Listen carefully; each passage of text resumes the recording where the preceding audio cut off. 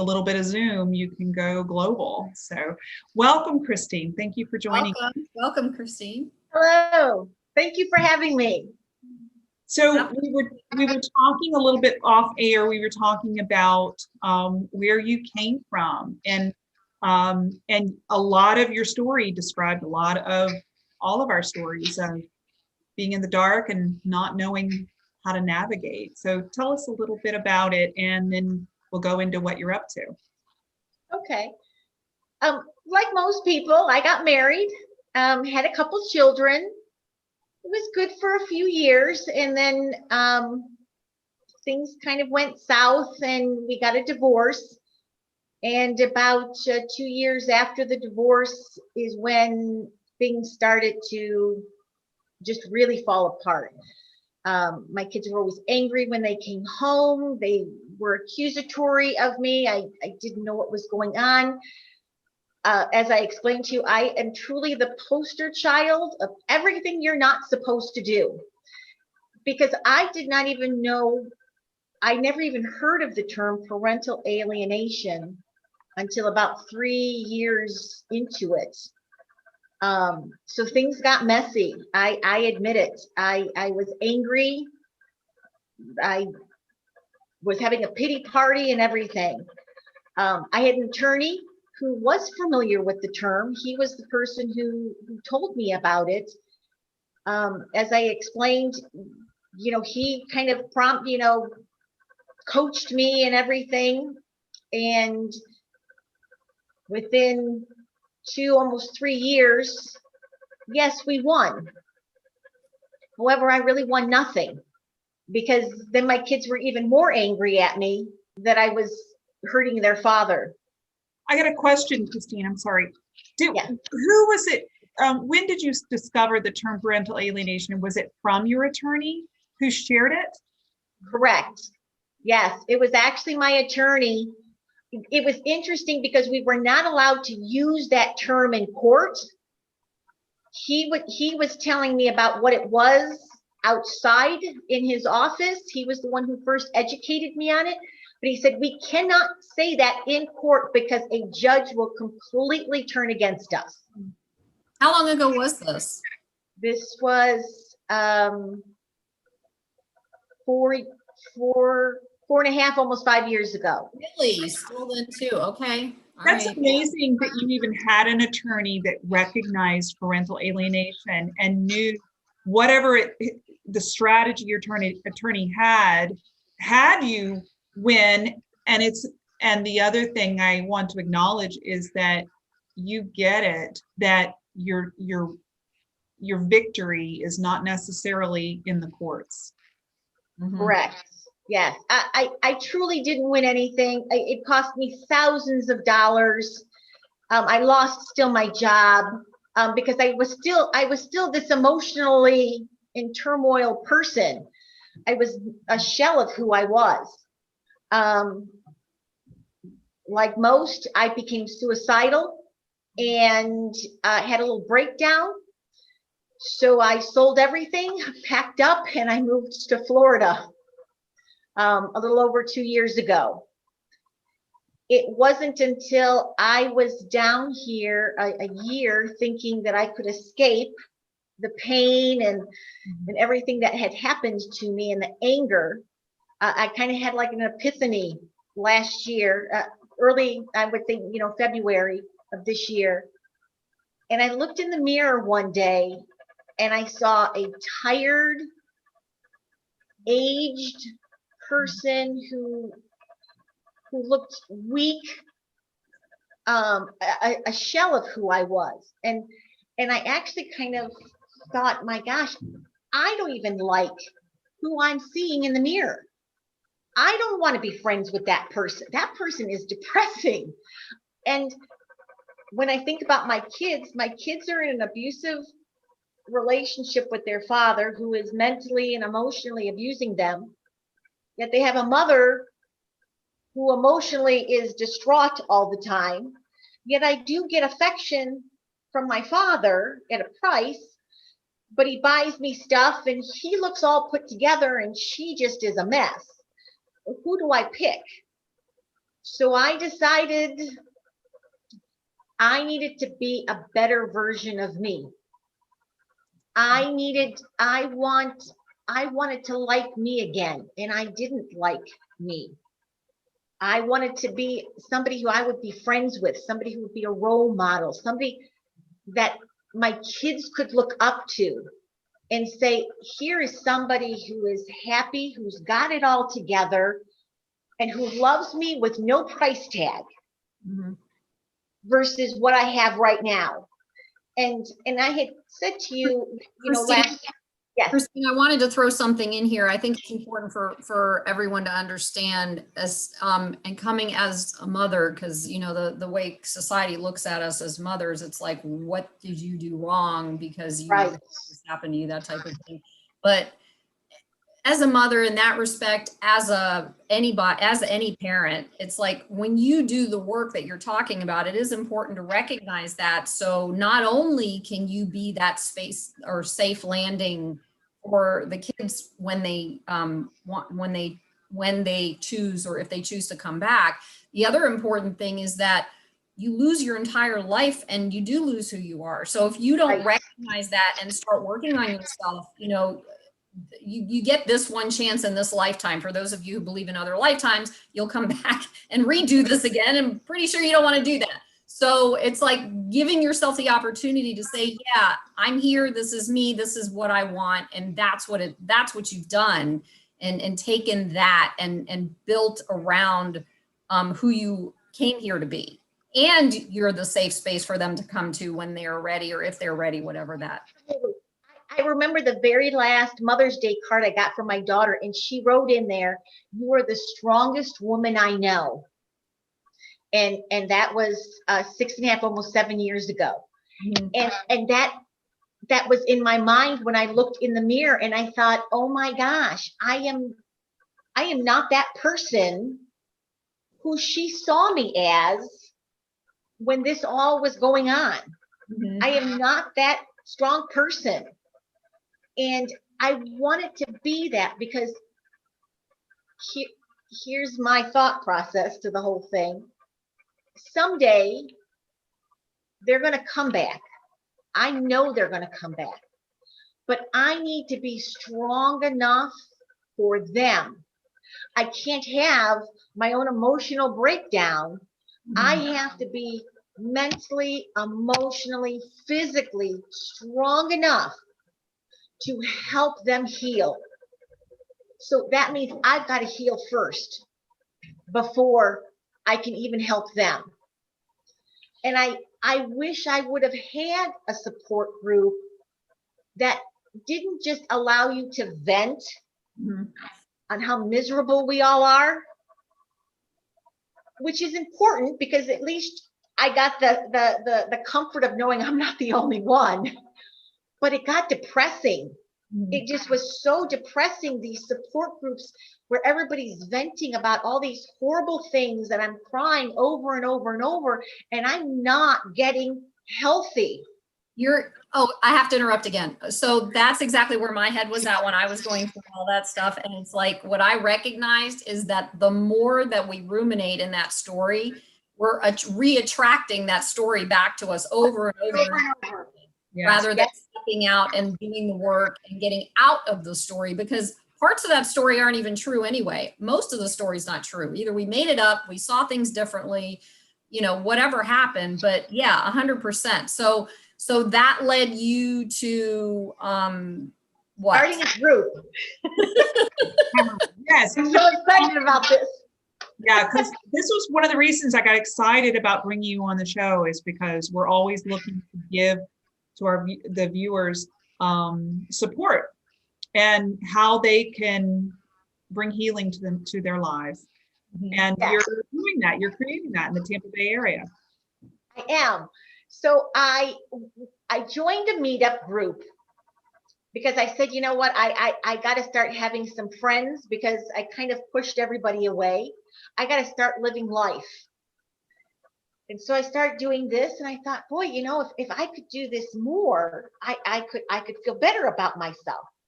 And then I thought, oh, if only I could have had something like this when I was going through this that worked on self-care, that worked on, yes, the occasional, you go bowling with people who aren't going to feel sorry for you.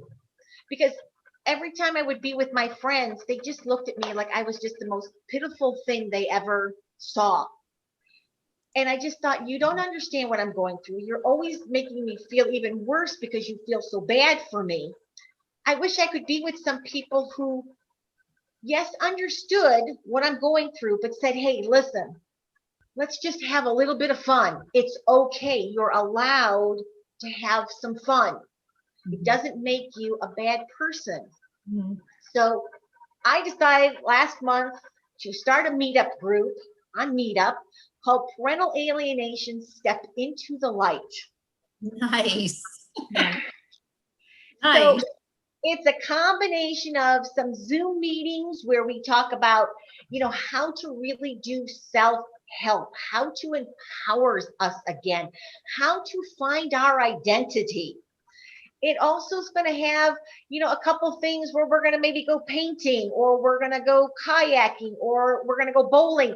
We're going to do something fun just to kind of take a breather from everything. Mhm. Because as you know, when you're going through all this, at least for me, sometimes I couldn't even catch my breath.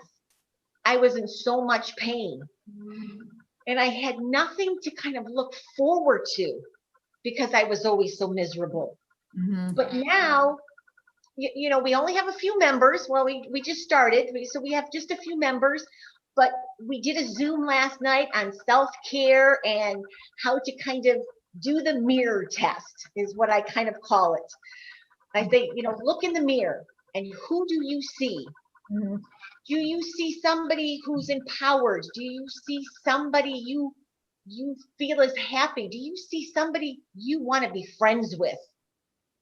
And if not, then we need to make some changes so that when you look in the mirror, you are inspired by that person. Beautiful. Beautiful. Yeah. Yeah, Awesome. live your life to as somebody you would want to be friends with, somebody you'd want Yeah, to be friends with, not treat them like a patient that needs to be taken care of or managed. I'm big on that, trying to support, get people to build themselves up. There's an area, one thing I did back in those years was compartmentalize. These are the sad, disempowering parts of my life that I cannot do anything about. So what can I do? yeah. I love the mirror work that you're talking about too, because I had a similar experience when my ex left with my kids. However, and it was the moment that was a pivotal moment for me to change direction. But what I like about that is that you're actually taking a first step into looking at self-love also. Right. Because when you look, it's so hard to look in the mirror, especially when you're working through this. I did this, I went through personal development courses, and that was one of the things they're like, oh yeah, look in the mirror. And I'm like, I couldn't even do it. Look in your eyes, not happening. Yeah, I could not do it. So having this mirror work is so important to find who you are, to see who you are, and to love who you are. It's so pivotal in the healing process. So I love that you're doing that in there. I think some of the other things, that I was talking to them last night about is focusing on the positives. And I know everybody says that. And as I had explained earlier, I was always so focused on, I missed their graduation. I missed their 16th birthday. I missed this. It's not fair. I'm missing. Mm-hmm. And I had forgotten about the 14 years that I had as a mom. Mm-hmm. And all the good things I had, all the slumber parties we had, and the birthdays we had, and when we went shopping for the first, little dance at school and stuff. I wanted to focus more on that to keep me in a good spot versus when I would look at all the stuff I've missed, it would just bring me down and down and down. And Yeah. you have to find a way to not always look at what you don't have, because it all comes back to this. It is not about you and I. Mhm. Our children are being abused. This is child abuse.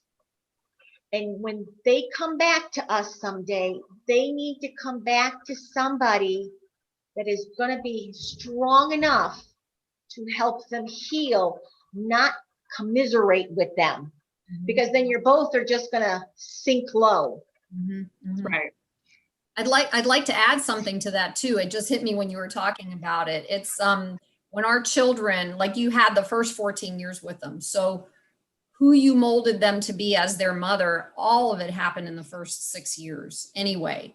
So they have that in them, within them, internally, vibrationally, you know, it's all there. So Right. even if they're going through this now, how old are they again right now? Well, they just now are 20 and 21. Okay, they haven't even hit the questioning time yet. Nope, So not yet.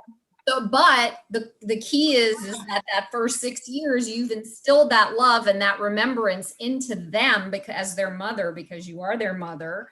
And at some point, they're going to start questioning, especially when they get out into their own life, they're going to start questioning. And then they're going to be like, wait a minute, I remember mom being this and I remember her being that. Wait, you know, I mean, Danica went through something very, very similar to this. So, they have it, it's in them. So it's not time yet, I'm pretty sure, unless, you know, you've got a really, Well, whatever, but time waited later.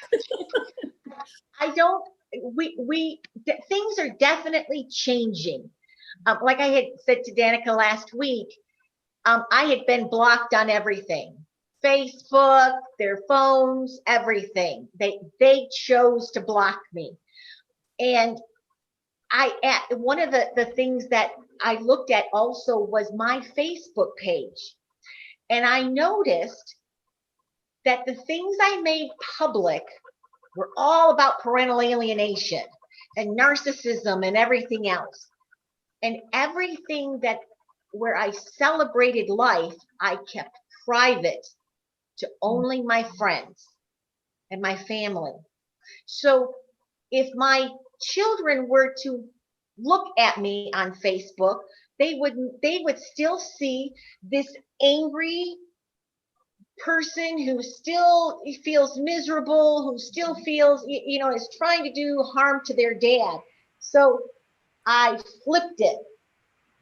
So all the stuff that's on parental alienation, I do make to my family and friends, but now my kids, they see me kayaking. They see me going out to dinner. They see me smiling and laughing. And like I said to Danica, I always keep checking every week to see if I can see their profile. Well, my daughter unblocked me. She has not talked to me yet, but Okay. I know she is looking. That's okay. That's good. I am okay with that. I mean, that is something that hasn't happened in 2 years. That's huge. That's a huge step.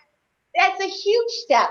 So now she is beginning to see glimmers of that person from 6 years ago that she thought was the strongest woman she ever knew. Nice. And she's looking. So I am excited about that she is looking. And it's been a week now that I have not been blocked yet. I tried to reach out and say, hi, hope you have a good day. I see that she reads it, but then she doesn't respond. But that's okay because she's reading it and she hasn't blocked me yet. Don't say yet. Just say she hasn't blocked me. She hasn't blocked me. Right. So what I'm hearing, Christine, I'm hearing lots of gratitude. And I mean, who doesn't want to be around someone who's filled with gratitude and positivity and all that? People love that.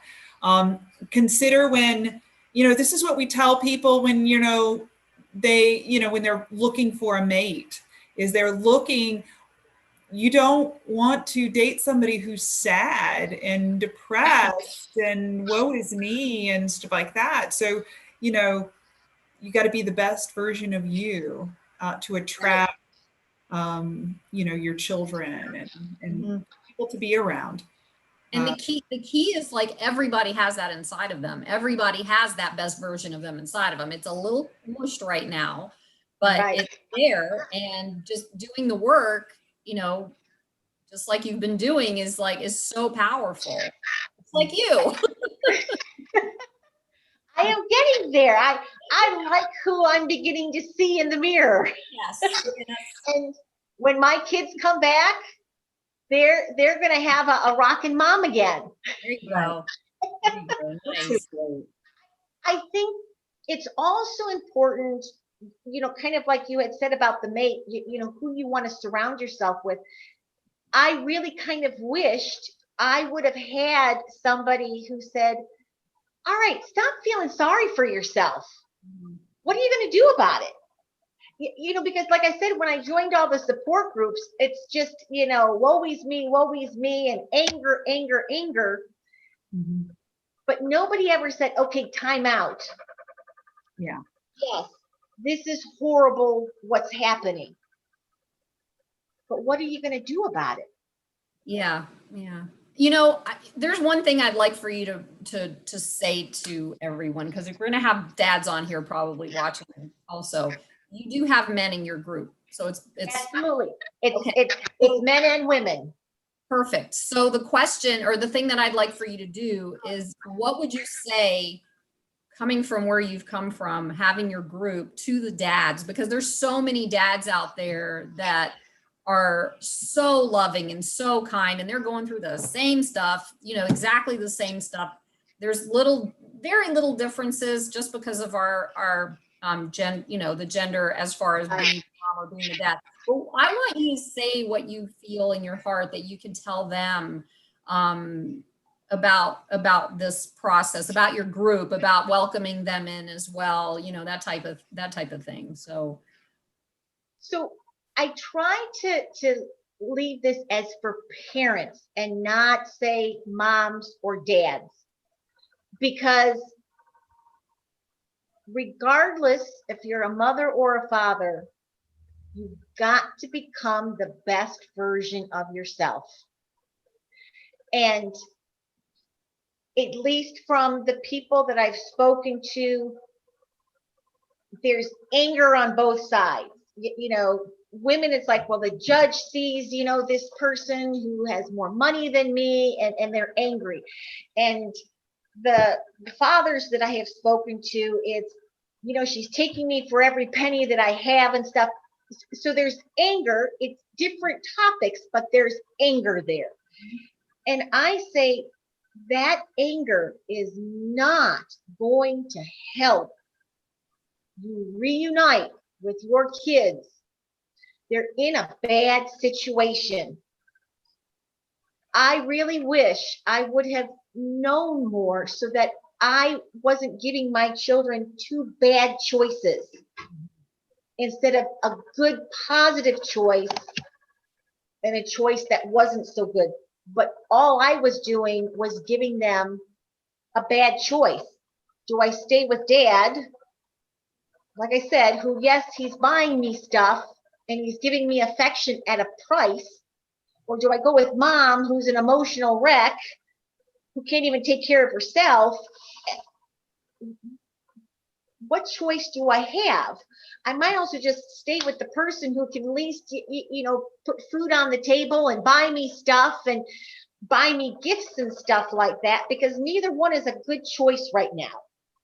So whether what they do, they always pick the one that's got the money, that does the money buying stuff or whatever. You know what? I was making 40,000. He's making 125,000.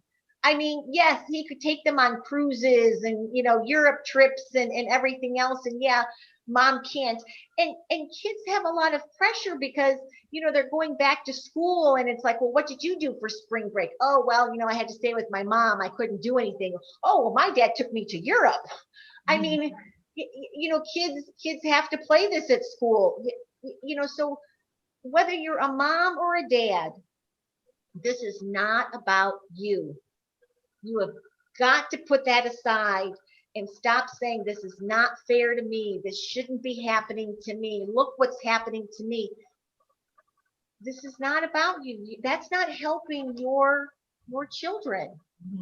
Yeah, Answer. being in a safe space for the children, that requires healing, and generosity. There is a time you want to be such a safe space that they can Right. come to you and confide in you about their gripes about the other parent, and them know that you're not going to throw their other parent under the bus, that you're going to actually give them solid advice so that they can have a healthy relationship with both sides. And a lot of parents aren't there yet, but ultimately that's the goal, is to be the safe space for the child. And I think alienated parents need to also understand, even to this day, I have never ever spoken negatively about their father, because you have to understand, your child is half from mom and half from dad. So if I am the alienated parent and I start picking on dad and all his faults, I know my kids are thinking, well, then I'm just as bad because I come from this. So you have to be, you've got to kind of, like you said, compartmentalize it, put that aside, because your children need a mother and a father. To this day, I am no longer angry with my ex. I feel bad. I feel bad because I know, some history of his backdrop. He doesn't have a healthy relationship with his family. So I've kind of seen it happen with our kids and stuff. He needs help. And me knocking their dad down doesn't make me any better than him. I love, oh my God, between the two of you, that's like so profound what you're saying. And I hope everybody's taking all of this in, because it's really, really important. I want to add to that, as like Christine was saying, it's not about you as far as the kids go and all of, and the divorce, or, whatever you're going through. It isn't about you, it's about the kids. However, there is something that is about you, and that's taking responsibility for your behaviors and healing yourself in order to move forward for yourself and for your children. That is about you 100%. So I just wanted to add that, because I had to learn that. It was like, I'm constantly focused on, because I knew the whole story, and you're gonna know this, both of you are, but it's like, I'm the only one who knew the whole story from every angle. So I'm like, well, can I blame them or do this or do that? I'll crash, and I crash in on myself, and it's like, it's not even about that. It's about, all right, I'm done. I can't do this anymore. I want to live my life. I want to have a good life. I want my kids to see me blossom. And even my son said that. So you're right. All that is in there. They watch. They don't care what you say to them. They are always watching you. So if you're a powerful woman or a powerful father or powerful mother, whatever it is, they see that and they recognize that, and they will get attracted to that like a lighthouse. Absolutely. Yep. Right. And that's what I want this group to be. I want this to step into the light. No more in the darkness. Let's step out there and be the light for our kids. And so that's why I wanted to put this together for other parents who are feeling like, okay, I'm in these other support groups. I'm feeling better because I'm not the only one going through this. Now what? But now what? And that's what this is all about. This is where I come in. Now what? We are quickly running out of time. Thank you so much, Christine, for reaching out to me and sharing your story and what you've been through, which resonates with a lot of people who are watching this. And the key is, you know, being a light for other people brings you your healing, you know. And thank you. Yes, Thank thank you, you. Christine. Thank you. Thank you. I appreciated being able to come here today. Yeah. Absolutely. Yay. All right. Well, that's all we have today for Custody Matters Live. Thank you so much for joining us, and we'll see you again next week.